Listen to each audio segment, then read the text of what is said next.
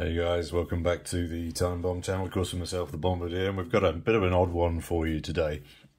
And that's because we've got this very, very vintage G-Shock that's come to the channel for review, but sadly, due to its age, it's not exactly in the best shape, which is a real shame, as this is one of the original 2003 original Bathing Ape G-Shock collaborations. Let me just pause there and just drop the camera down, because I think we might be able to see a little better. Yeah, I think that's a fraction better. So yeah, Bathing Ape logo up on the front here, little bit of blurb on the inside, rep where you're from, etc, etc, all the blurb. And then here is our beautiful old piece, but as you can see straight up, what the issue is. Sadly, the strap has done what many aging G-Shock straps do, and that is start basically disintegrating. My old Frogman here is now 11 years old, and I'm kind of expecting the strap to go pretty soon also. I mean, the resin, as you can see there, I mean, it's just literally crumbling, which is damned annoying, because otherwise this is, you know, just a great piece of G-Shock history. Let me just show you the remaining pieces in the box here while I'm talking, and you can see exactly. I'm used to throwing it around on the floor now. Yeah. You can see exactly what's happened. It's just age, and unfortunately, if we were to glue this, it's just going to snap again, because yeah, really, that's yeah, the sad reality that comes with G-Shock resin, and I think probably with all resins, I don't think it's just peculiar to this particular one. But let's just run through, just give you a better view of the watch there before I start. Well, while I'm talking about it. So the watch, as I say before, was released in 2003. These were limited editions, with only 2,000 of these being made. I'm not sure if the camera is going to pick it up, so I'll pop up a close-up shot here. But this is number 333 of 2000. And sorry, as I did try and dig around to find out what the cost of these were back then when they were released, but no joy. So if you do know, let me know, please. Then just as recently as 2017, G-Shock then re-released it, as you can see here. They also did a few other collaborations with the Bathing Ape. Notably, there's one from China here, and then also another one with Kid Cudi, with slightly more colourful, as you can see here. Now, just for reference, for those of you that don't know, A Bathing Ape is a Japanese fashion brand. It was created by the Japanese DJ and designer Nigo, all the way back in 1993. And again, some further history on the BAPE brand. They became famous thanks to some legends like Biggie wearing it here, and then Snoop Dogg also chipping in with his efforts, and then of course other legends like the Beastie Boys also getting involved in collaborations with the brand. I think we could do an entire video on the Beastie Boys associations with clothing brands, but yeah, let's leave that one to another day even. The Bathing Ape brand was sold a few years back, I understand, but they're still pretty popular, and they themselves currently have a few watches out on market.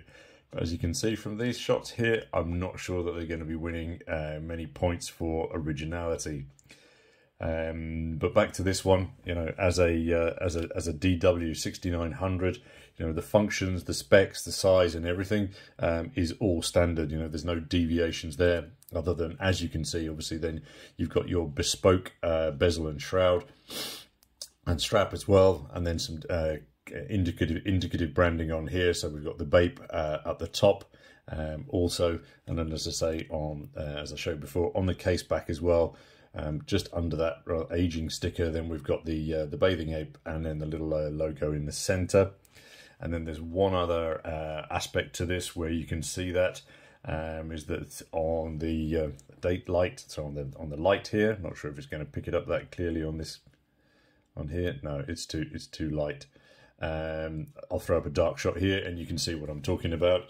The backlight then shows that you've got that little logo here, and G-Shock did actually feature that on several other watches around that time, that the light when open, when actioned, you know, did feature that additional logo depending on the collaboration. The as I say, the other aspect of this one, as I say, just maybe see it here, is that it's still got the protective sticker on the screen, which I find a little bit odd, because you've got a couple of dings around the watch, suggesting that it has been worn, but obviously then worn with that sticker. Another aspect, as we can see here, is that the date again, and following that American system, you know, so the Friday 10th and then 15. We clearly don't have a MIPS display here, but the little spinning wheels at the top there, again, functioning also. I was never a huge fan of the 69 range, primarily because I never saw the function of those. But I think here, as we can see with the color aspect on there, you know, it gives them a little bit more functionality. This does have a new battery in it, obviously because of the age. The previous one had then run out. Other aspects on the strap, just about see under here again, it's been worn off. Ape shall not kill ape. I'm wondering if they ever paid copyright on that one. It's kind of interesting. You know, as you can see, obviously then the white has discolored, you know, quite severely, but I think that's a lot, that's to be expected for an 18-year-old resin. And these things are notoriously difficult to keep white anyway.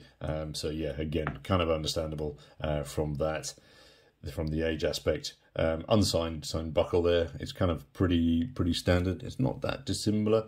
Yeah, so this one's 11 years old. So they again, you can see that they started then putting a little bit of logoing elsewhere. But yeah, I mean, a great piece of G-Shock history, and really privileged to share it with you on the channel. Just a damn shame that the bloody resin, you know, hasn't held up. And I think it's going to be very frustrating to know what to do now with the watch, because you know, if the strap is that fragile, you know, consider then that we're going to have to shift the bezel in order to get a new strap on here, and I'm not confident that the bezel is going to hold up to being removed, which may mean that then it's kind of losing its all of its authenticity. I certainly have not seen a bezel strap combo for this that we could replace it with. If you guys have got any suggestions as to how we might you know, give this a new lease of life, it'd be great to hear your thoughts. And yeah, let us know what you think about this one, and apologies that I've not been able to show it to you in perfect condition. But anyway, thanks as always for your time and for your view, guys. If I can be a pain in the proverbial and ask you to hit the notification bell, that would be greatly appreciated. And of course, until next time, this is your host, the Bombardier, signing off. Cheers.